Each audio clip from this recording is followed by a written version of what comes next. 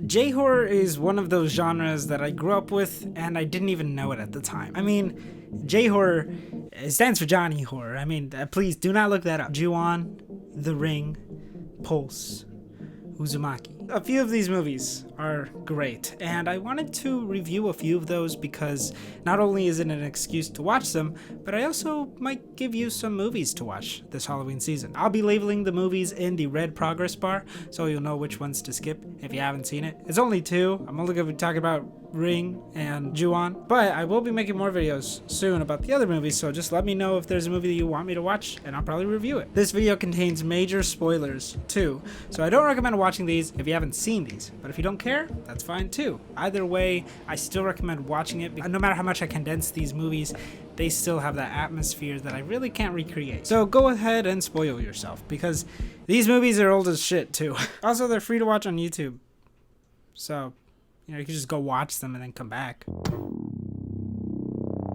The movie is separated into 6 parts. Part 1 is Toshio. Mr. Kobayashi checks up on a student who's been missing at school. The camera work is unsettling because it was all shot on video, not film. And it kind of looks like a homemade movie, but in a way that makes it look more real instead of cinematic. Like this might all be found footage instead of just a scripted movie. Toshio lives in a very super messy house, and the kid also suffers from multiple bruises and wounds, implying that he's abused. Then he kind of screams like a cat. And then that part ends. Part 2, we follow Yuki. Images of cats are pretty much littered around this part. Yuki seems to be bothered by the cats. This story also takes place in the same house, however the timeline isn't necessarily chronological, so we don't know if this takes place after or before what just happened. Yuki keeps hearing this sound, while the girl that she's tutoring just kind of wants to, see if she's getting that good dick. マジで本当に She leaves, saying that she has to go feed rabbits for school, and also that her brother has a girlfriend. Then we hear the sound that Yuki's been listening to.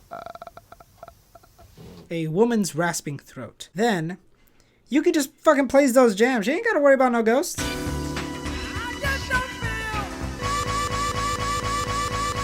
But oh no, the CD makes a sudden scratch. Or, I don't know, maybe she just can't take care of her shit. Dutch angle! Is this Death Note 2019, dude? Then a cat comes. And you know how she doesn't like those. So she checks the attic and oh yeah, Kayako fucking kills her. I'm not gonna lie. This lingering shot of the empty bedroom is horrifying. And I love the change to a handheld shot when we get a POV of Kayako. Part 3 starts with Mizuho, which is the brother's girlfriend. The brother was named Tsuyoshi. These are a lot of different Okay, hold on. Let's go through a character list. This is Mr. Kobayashi. This is Toshio. This is Yuki. This is Tsuyoshi. This is Mizuho. And this is Kana. Okay. We're caught up. So we follow Mizuho, which is Tsuyoshi's girlfriend. She starts looking for Tsuyoshi, of course, because, she's trying to get that good dick too. She tries to call Tsuyoshi, but the phone just doesn't seem to work. I also really enjoyed the shots of the setting sun on the empty schoolyard. It just kind of has that sense of dread and a really Halloween vibe that I can't really put my finger on. She tries to call Tsuyoshi, but the phone doesn't seem to work. Then the lights are somehow tampered with. Then when the phone rings again, Toshio appears on the table that she's hiding under. I also like the detail of the number being 44444 because of the Japanese superstition of 4 being associated with death because of how it's pronounced. In Western terms, that's like if the phone number was 66666. Then Toshio purrs like a cat. And it's safe to assume she's fucking dead. Part 4, we follow Kana. Some doctor finds a human jaw inside of Mizuho's already dead body. And Mizuho's body was also mixed with freaking bunny guts. And it's disgusting. The cause of death is unknown. And the jaw of someone else is in the body that's sliced up and mixed with rabbit guts. I'm trying to keep it lighthearted, guys. When Kana and Tsuyoshi's mom returns, she gets a call that the kids were missing. This lingering shot still kind of creeps me out. And Jesus! I fucking love this shot. It fucking scared me when I saw it the first time. She finds blood up the stairs and finds Kana, a zombie-like, walking back up. And I think that this mom is more scared of the stains on Kana's uniform. Blood stains? Bloodstain's pretty bad, guys. Oh yeah, and then her fucking jaw is missing. The next part, we follow Ayako. We return to where we left off with Mr. Kobayashi and Toshio. We find that Toshio's mother is nowhere to be seen. Kobayashi then follows the sound of a cat, which takes him to the bathroom, which then he gets this weird vision of killing a cat, which... Can I just say, it really is fucking horrifying? We hear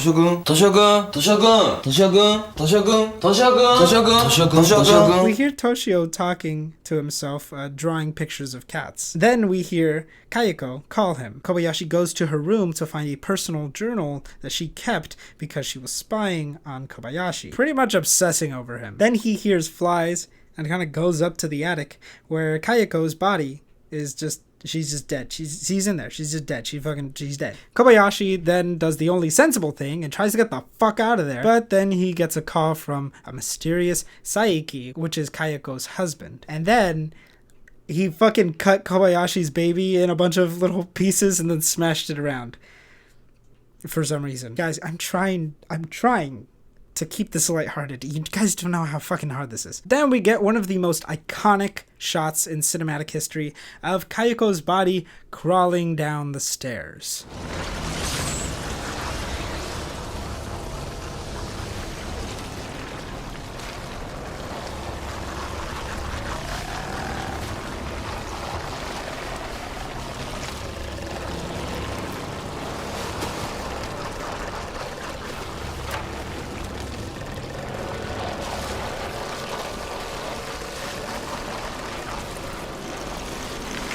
The sound design of the bones snapping, the visual effects of the blood and pale skin, the shot of her looking down on Kobayashi, and the kid's face.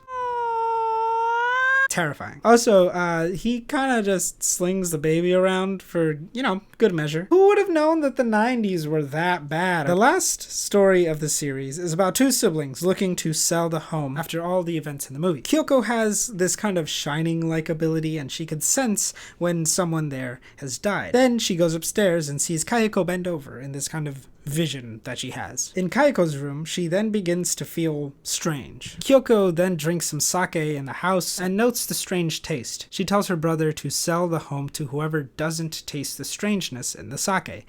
Apparently, spirits can make the sake taste strange, and she makes him promise to not sell the home. He sells the home and asks Kyoko to come over and look at his son to make sure that he's fine. Then, through the window of the new home, she locks eyes with Kayako. Some people might not like the home video quality, but I absolutely love it. It definitely gives the movie this more sense of realism that a lot of horror movies now don't really have. I like the symbolism of the cats, and I also really like how the curse was never really explained and it was never really dealt with. It's just kind of a collection of very unlucky people's stories. There wasn't much of a soundtrack, so I don't really have too much to say on that. I also really love the use of the reaction reveal editing that they use in a lot of these scenes. It really just makes the scares a lot more effective, and it also really just makes it a lot more suspenseful. You're just kind of left on the edge of your seat wondering what the fuck they're reacting to. Based off the novel written by Koji Suzuki, Ring is about Reiko, an investigative journalist doing what she does best. Investigates. Her niece Tomoko died after watching a cursed video. I think this one shouldn't be too long to review. You watch a videotape, you get a phone call, you die in 7 days. What's kind of sad is that Tomoko's actress Yuko Takeuchi passed away last month due to suicide, and there have been connections to the film since her body was also found in a closet, much like her character. Really, I think these are kind of uncalled for. It's a very horrible situation, but I just wanted to include that in the video, and my prayers goes out to the Takeuchi family. So at Tomoko's funeral, Reiko finds out that 4 of Tomoko's friends also died at the same time. She also visits her sister, and it's just kind of sad to see. I mean, the horror of losing a child. I mean, this is gonna fuck, I can't speak. This is gonna be sad. Anyway, Reiko finds a receipt for a photo development place, but then all the pictures kind of make them look fucking stupid. I mean, the pictures are cursed. Oh no! She goes to the cabin and decides to rent a personal videotape. She watches the tape that ends with the shot of a well, and we already know how that ends. Boom! She gets her ex-husband Ryuji to help her investigate. And I have no idea why, but I absolutely love this shot.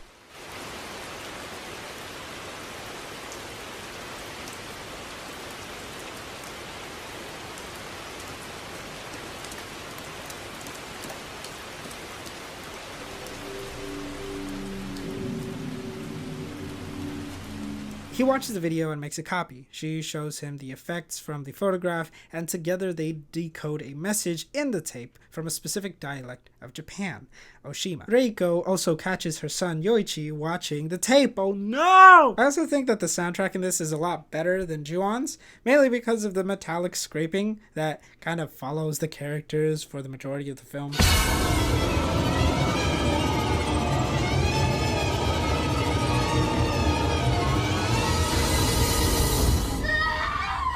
Reiko and Ryuji go to Oshima. The only thing the movie really does wrong in all of this is the exposition dumping. I mean, I get that it's a mystery, but it's never really shown how he gets this information, so it's just fun to pick at. Something, psychic powers, yada yada. To be honest. Basically, Sadako is Shizuko's daughter. Shizuko had an affair with an ESP researcher, Ikuma. He did experiments on Sadako, which is their love child. Sadako then kills journalists, and Ikuma then disappears with Sadako. This is all revealed in a backstory through psychic flashback. I cannot make this shit up. I liked how Ju-on lets you make the conclusions of the story yourself instead of just exposition dumping. But in The Ring, I understand that it's a lot more linear, so I'll give them a pass. Reiko and Ryuji theorize that Sadako's psychic abilities created the tape. With only a few hours left on the clock, they find the well under the cabin Tamako stayed at. Through another vision, they find out that Ikuma bonked Sadako over the head and then let her die in the well. They find Sadako's body and the curse is lifted. But oh no, Ryuji freaking dies. He fucking dies. The curse is he fucking dies. I love the commentary on the evolving technology in Japan. TVs, phone calls, photographs. The curse seems to be connected to technology, as if the tech is the curse. The film was made at a time where technology was booming in Japan, and a lot of the J-horror movies at the time were a lot about yokai and other monsters, save for Godzilla. I just think that this movie was absolutely just... What the fuck did I say that? I just think that this movie was absolutely revolutionary. I think both of these films are great, and I'm going to be talking about two more films that are effective when it comes to horror, if I could find the appropriate footage. There are a lot of J-horror movies on YouTube for free, some good and some bad. Just wait until later this week when I show you one of the worst ones I've seen. But anyway, I hope that I piqued your interest in a few of these movies, or a genre in and of itself. Even though I spoiled both movies, I highly recommend watching them for yourself. Please, they are absolutely amazing, even if you know what's going to happen. They're completely free on YouTube, so please just search them and watch them. But I also really recommend, buying it. It's just kind of a legal thing, just gotta go buy the movie and support the artist. But it's fine. I think that this was a turning point in Japanese horror when they knew that they can make commentaries on what was happening to their traditions. One of my favorite films that I hope to cover one day is Cairo, an absolutely thrilling movie and a classic, and it delves a lot deeper into that commentary about technology and Japanese society, especially about hikikomori culture. But anyways, that'll be it for today. Be sure to subscribe and look out for my next video. I'm going to try and solve a murder in 7 days, or else I'll die. This has been Johnny. Happy Halloween.